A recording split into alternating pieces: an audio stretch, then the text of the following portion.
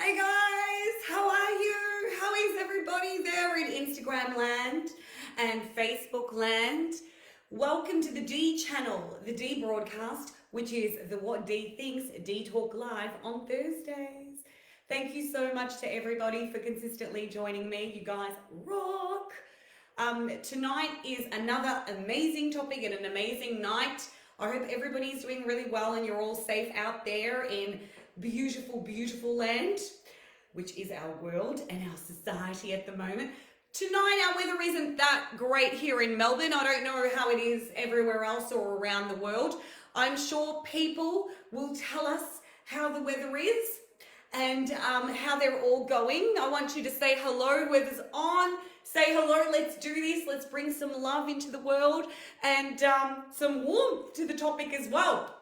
Today on D Talk Live Thursdays, we've brought up the topic of generations. So the generations that have influenced society, which is you and I and our kids and people that are coming into a perspective, so that are in their mummies' tummies, the ones that are going to shape the world. So that's what the What Dee Thinks brand stands for. So we're here to help the millennials. We're here to help generations to come and evolve them, you know. Hey, Georgia. So that's what we're here. Hey there, looking gorgeous as always. Oh, you're so beautiful. Hey, Strat. So tonight, that's what we're going to do. We're here to go through the generations because so many generations have come into light. And so many, in fact, that we didn't even know. I didn't know of one, right? We always knew of the ones that were evident to us or were publicized by the media or in general research, let's just say. But if you don't do your own research, as they say generally in all topics, you don't know what is out there. And that's what's so amazing about topics. You have to delve into them in regards to knowing what's going to evolve and what's going to happen. Because usually we're only told what we want to hear and we stick with it. So we're conditioned in one sense. So what I did was I researched and over-researched and over-researched. So, and it was quite interesting because this topic for me is quite important because it's a component of what we stand for at What Dee Thinks. Hello, good evening, gorgeous. Thank you for your live videos and keeping us connected. Can't wait to reunite. Oh, Natasha, how are you? So tonight we're going to talk about these generations and how they've evolved. So what generation are you? Can anybody tell me what generation they are? Because my generation is Generation X. But in saying that, we basically have been depicted as being millennials, which is really funny because some websites say that it just depends on the website that you go to. That the generation, the millennial generation might start at 1980, but then others, they start from 1981. So it's quite contradictory. But within terms of my knowledge, I know that I'm a Generation X. I'm not a Generation or a Generation Z, Generation X. I think something like that. Anyway, so we're going to go into them and basically, yes, I am. I'm a Generation X. So a lot of other websites tend to say different things. It just depends which one you research, but most of them are these precise statistics and the research that I put forward is what they go by. So we're going to go by them anyway. How are you guys? Hello. Who's that? Galanos. Oh, hello. Hi, Costa. Sorry. Hey, Joanna. So we're going to go into these generations. And I want you guys to tell me which one you are as well. So what generation are you? And then do you know obviously the interesting facts behind each generation? And like that you were born. So do you guys know anything about what happened and how, you know, your generation shaped that time, that era in time, that specific, you know, moment where things started changing in the world? Because that's what's going on at the moment. Especially with social media and, you know, and these filters. That's what I spoke about today. It was funny, you know, like in regards to the post. And how you can change your face and change it to depict something like, a dog or because that's part of the millennial generation. It's part of the upcoming generation, And I bet you guys don't even know who the next ones are. The next ones, I'll tell you, you know what they're called? They're called alphas. How cute! They're the ones that are either in the mummy's stomach at the moment, or they're the ones that are the Generation X's children. So that's who they are, most of them. So that's where they are from, and they basically are going to be these leaders. They're going to be these wizards. And so many of us throughout the years have changed so much because a lot of these generations, the new ones, have become a lot more independent, where we were conditioned in somewhat sense to not really be as independent because of the programming that we received.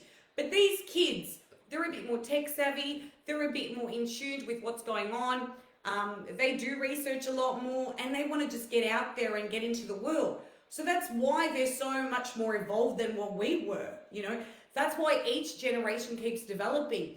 Even if you're at home, so I've got heaps of nieces and nephews, and I'm there and they'll show me a trick or two, I'm pretty tech savvy myself, but they'll be like, oh my God, we need to show you this, or I'm like, how do you do that? And then, I'm honest, I'll tell you, I'm not the best of the best, but I'm pretty good, and then they come in and they just take over, and then they know what they're doing. They're crazy. Like, I've never seen anything like it before, but they do it because that's what interests them. It's part of being independent. It's part of, the individuality aspect behind it, and that's why we talk about fashion and identity as well, because it's all part of that.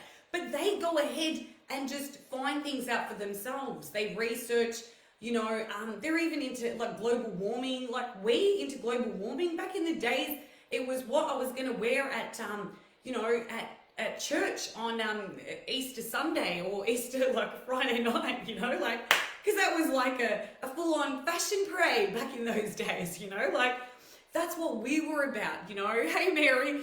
So it was more about, what we looked like, and, hey Sam, hello. So it was more about, what we wanted to, be, not more or less of what we wanted to learn about and how it would, develop us and stuff. So it was pretty funny, and there's a generation that I never knew about, and a lot of you probably won't know about. It's called the silent generation.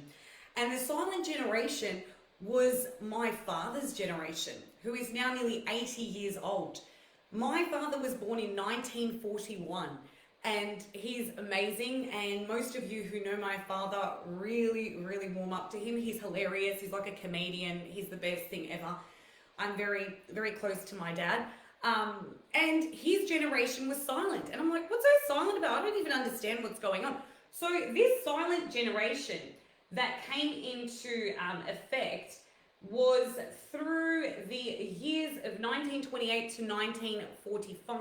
So people that were aged between, as current, at 73 to 90 years old. This generation was post World War. So this was the start of something that was going to create an effect, in our world and in our society, and pretty much shape the way that, our lives were going to become per se to this specific moment right now.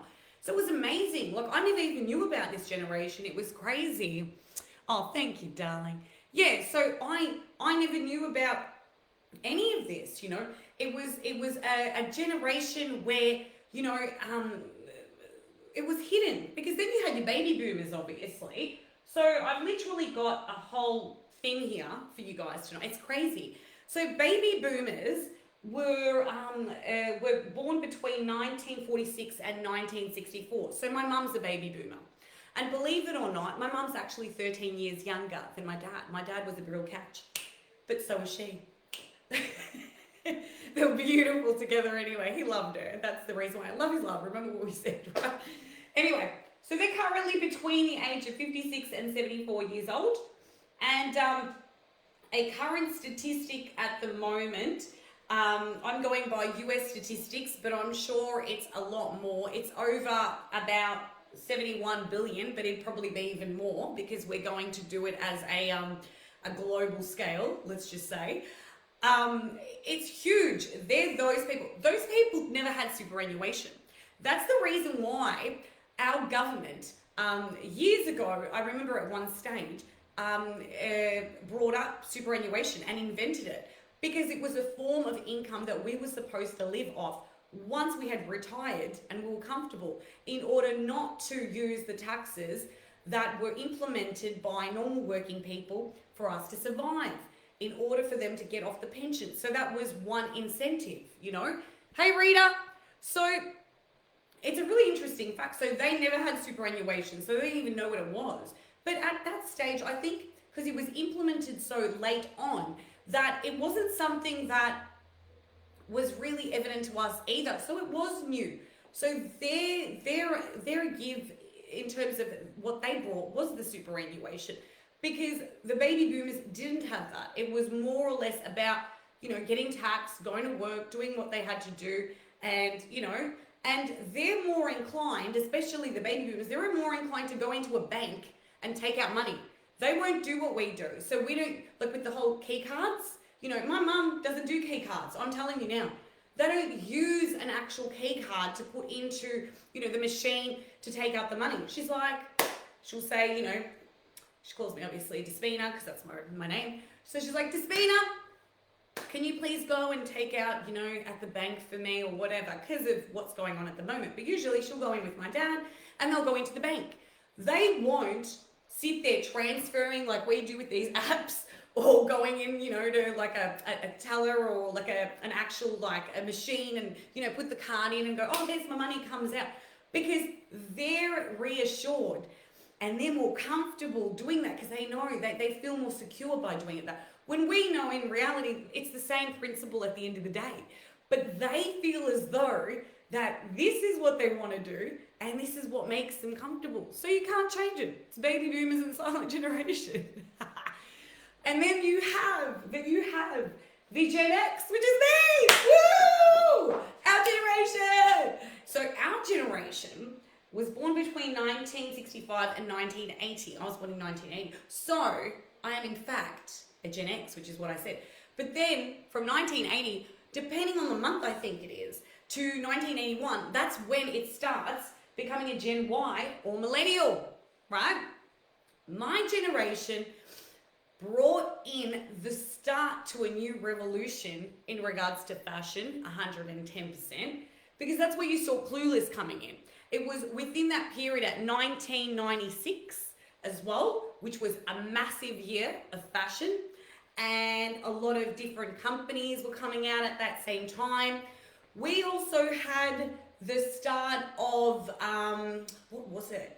The start of a lot of the youngies evolving into working at McDonald's as well. So it was a big thing. I actually started a lot younger, so I was about 14 or whatever it was at that stage. I've worked all my life anyway. But you know, that's where that came into perspective, and it was a lot to do with being expressive, but also latching on to our older brother or sister, so our older siblings, in order to go out. So our generation was more about getting out there and seeing what the world was about. So it was about evolving things, about taking things into perspective, you know.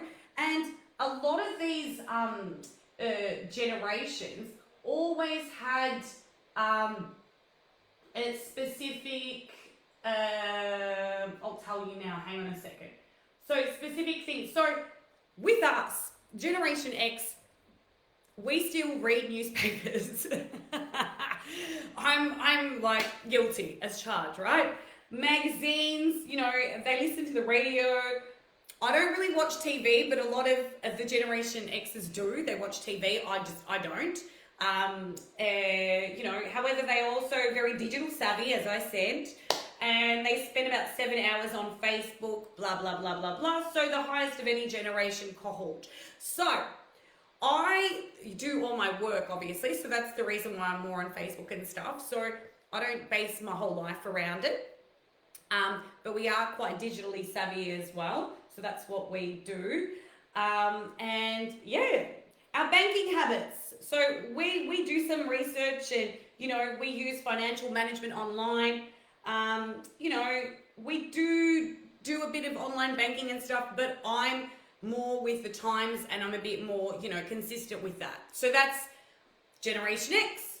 Then the next generation, which is my favorite, obviously, because they're who I care about all you guys, but these are the young ones. So basically, the next one is our beautiful millennials, right? So our millennials are the start of something beautiful. And a few of my friends are actually millennials as well, a lot of them are. And they have evolved society to such a high extent that it is crazy, right? What they have done is amazing because their digital savviness and their background and their independence and the fact that they want to just get out there in the world, they're the one generation that in years to come, as well as the alphas, will not want to live with their parents anymore. They'd rather have expenses, they'd rather have mortgages, and they'd rather live by themselves and make that living and pretty much move forward. And even if they have, so much debt on their heads, they don't care because they want to get out there and experience the world. This is what these kids are like, right? And they're more inclined to do stuff like that than we were because they're not afraid in one sense, right? Which a lot of us were. And that's the reason why, as the generations go forward, things keep on changing and evolving. One thing I don't agree with, especially, is the fact that this generation did not have the enjoyment that we did. I was listening on the radio today where, who was it? Who was on the radio today? I think I was listening to Nova. So, Kerry Bickmore, okay? And they were talking about Muck-Up Day and how this year's Muck-Up Day, they're not allowed to do this and they're not allowed to do that and they're not allowed. I don't agree with that because they don't experience what a Muck-Up Day is all about. A Muck-Up Day is going to school, trashing it, right? Putting flour on it, changing it around, doing what you have to do and having the best time of your life. It's so restricted, everything's so controlled, and that's what I don't agree with. Because we were not like that. We weren't part of a controlled generation. And that is to do with social media. Because when we were kids, we didn't have social media. We had a phone, which had a couple of games on it, as I said, Snake, and that was about it. And loading the internet was that hard because we didn't have phones that were about this big like we do now. So, but our lives were enriched with happiness. And it was just because life was so simpler. And there wasn't the actual, the differentiation and everything. And it wasn't hard. And it didn't have to be difficult, It was easy, I get why they're trying to put, these restrictions but you're taking away the life, you're taking away the drive, you're taking away the excitement and the memories because that's what we all live for. That's what my generation was like. And I'm sure generations before mine were exactly the same, I even heard a story today on the radio, same show, that it was so funny. The lady was like, yeah, we had, my Muck-Up Day 35 years ago. And the lady went in there and she changed around the lockers with her friends so that when people went to go to their locker, they couldn't find their locker. How freaking brilliant is that? These are brilliant things. They're amazing, because it's all about fun. And that's what life should be about, fun, So millennials are born between 1990 and 1994. So 24 to 39. So, and we have a lot of other nicknames for them. So the Gen Y, Gen Me, Gen We, Eco Boomers, there's a few of them, Media consumption is obviously dynamic, it's huge, and, they obviously tech savvy like you wouldn't believe, So cord cutting of favor of streaming services is popular choice, and obviously they're very extremely comfortable with mobile devices. but 35 will still use a computer for purchases. So they typically have multiple, social media accounts, like the rest of us do though, like a lot of them do. And the next one, which is the Gen Z, but also it's the I generation. So post millennials that are coming up, they're the new one after the millennials, right? There's 68 million at the moment in America, but obviously, as I said, we're going globally. So it's going to be huge, like a lot bigger in regards to scale. So the average Gen Zer received their first mobile phone at the age of, how old do you think? This is going to be crazy, right? I got my first mobile phone when I was probably about 19. I don't even remember how old I was. Was I 19 or was I a bit... I must have been about 19. I think so. I don't know. When did you guys get your mobile phone? Whoever's on, tell me, when did you guys get your first mobile phone? Because these guys received their first mobile phone at the age of 10. Do you believe it? 10. What did we know to use at 10? This is crazy. At 10 years old, you're using a mobile phone. We never knew about this stuff. I get it. It's a lot more technical savvy at the moment, but in all realism, like realistic terms, like what the hell? Like 10? Come on. Anyway, so smartphones, social media, never knowing, a country not at war, the next for the gen, it's crazy. So now I'm going to go into the millennial generation and the fact that these millennials, are going to push forward this little generation we call alphas, which are the ones that are going to bring it home and pretty much are the ones that are going to be our children, They're the ones that are going to make the difference that we need. So this generation that is upcoming is going to pretty much change the world, which is what I've said many times, and people know why I'm saying it. Because, they will help to shape the world because they're a part of it. So it's all part of a generation and what it brings, So it's part of the piece of the puzzle that equips the actual whole foundation of the world, and in regards to society, So there is a generation in Australia that compromises more than 1 in 7 residents, yet few people have heard of them. Within 4 years, they will outnumber the baby boomers, and many of them will live to see the 22nd century. Guess who that is? We're talking about Generation Alpha, the children of Generation Y. So not X, actually. Is it Y? Yes. So it's not the actual X, which is me. It'll be the ones before. But if we have one now, obviously, they still will run in that generation. So, and after the younger siblings of Generation Z, there you go. There are 3 million of them in Australia and more than 2.5 million are born globally every week. Can you believe that? How huge is it? And how exciting is it as well?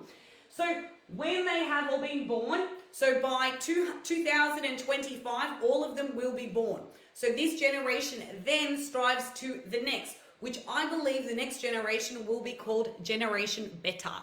Quote me on it. You'll see.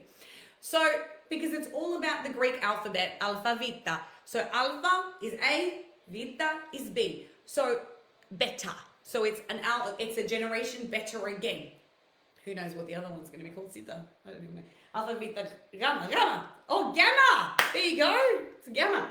So basically, while they are the youngest generation, they have brand influence and purchasing power, which is what I was saying about, in regards to influencing, social media, blah, blah, blah. Beyond their years, they shape the social media landscape, are the popular culture influencers, the emerging consumers, and by the end of their 20s will be moving into adulthood. So a lot of them are delving into it and moving forward and pushing towards bringing us what will be happening, because by the end of this year, trust me, a lot of magic is happening at the moment. There's heaps of energy happening in our world, and there are going to be a lot of changes, and the changes are going to be striving towards love and unity. You will see. Mark me on my words. There's a lot of good that will come out of everything that we're all going through. That is part of evolvement and generations and part of moving forward and doing what we have to do. It's all part of change. Out with the old, in with the new. And it's all energy driven. Remember, you and I are all energy based. Your energy, I'm energy. You know? So, and they're the most materially endowed generation ever as well. These statistics have actually been taken from Matt Crendall, which is an online website that you guys can go in and look at for yourselves. And if you want to research more about generations, you can, especially the Alpha generation, because that's what I wanted to talk about, because it's very exciting. It's the upcoming generation. There you go. So Gen Alpha are the most materially endowed generation ever, the most technically savvy generation ever, and they will enjoy a longer lifespan than any previous generation of Australians. Oh, that's great. We can die quicker than them. But it's all good. Only because their minds are a bit more switched on. And the fact that we've actually shown them and educated them about these devices as well.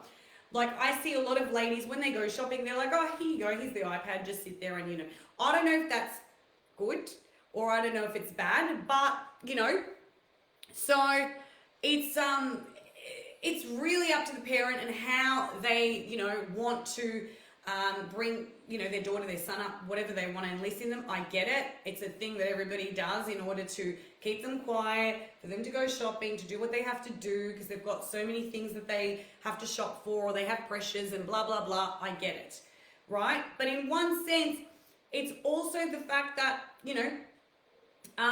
we have to educate them in another sense as well. We have to try and be there for them, to talk to them, communicate with them a little bit better. You can't always just give them the, and expect everything's going to be fine and dandy, because there's so many, situations where it hasn't been, So, but yes, Generation Alpha, which I know an Alpha, and he is what Dee Thinks is, beautiful, beautiful, beautiful child that we love so much. His name's Charlie, and we love him so much.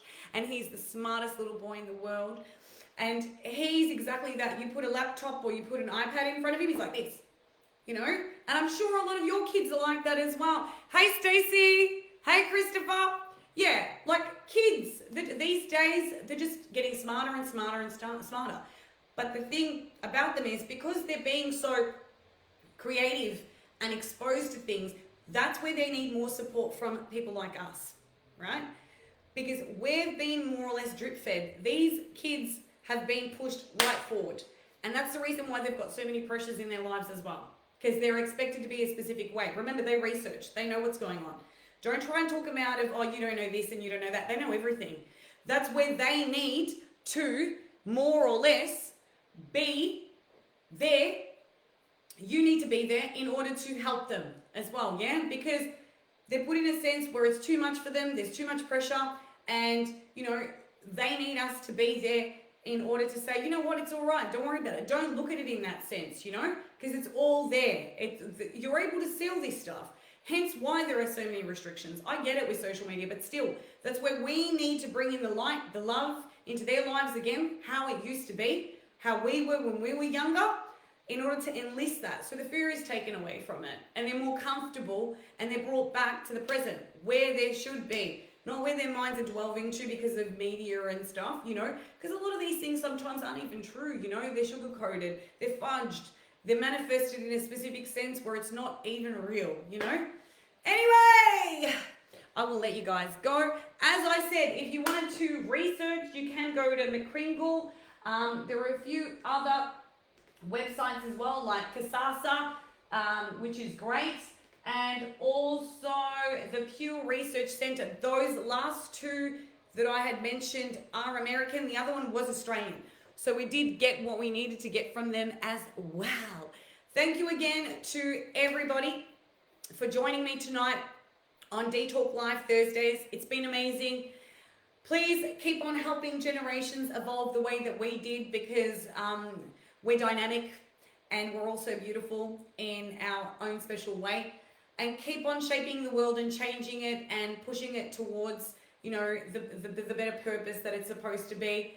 And I'll see you guys for Dee Love Talk on Mondays. I love you all so much. Thank you to everybody for joining me. Thank you for all your support. Thank you for consistently being here and telling me that, You look forward to such amazing things. We love you. The What Dee Thinks family is very appreciative. You guys rock. And I will see you all for Dee Love Talk Mondays. I love you. See you guys. Bye, everybody.